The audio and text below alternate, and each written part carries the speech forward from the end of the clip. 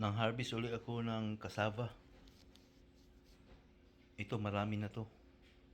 Gagawa tayo ng suman balanghoy. Suman kamuting kahoy. Yan na yung mga mixture. Mag-harvest muna ako ng dahon ng saging. Okay, imimix ko na to. Kuha tayo ng dahon ng saging.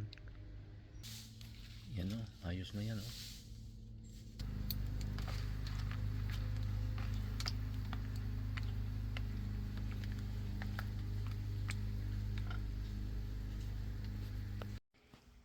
Ayan na o. Marami na akong nabalot. Pero hindi pareho yung sizes kasi yung mga dahon ko. Dito ko lang kasi kinuha to eh. Maraming malalaking dahon doon sa likod pero malayo. Pero ayos na to. Ako lang na naman kakain dito. Steaming na oh.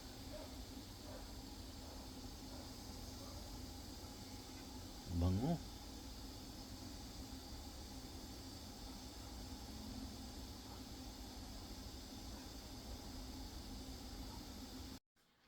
Yan, luto na. Tikim na tayo.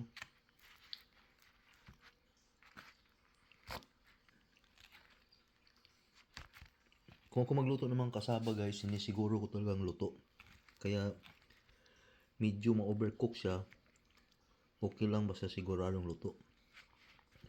Kasi may maraming mga niya to na alam nyo na kailangan talaga siyang luto.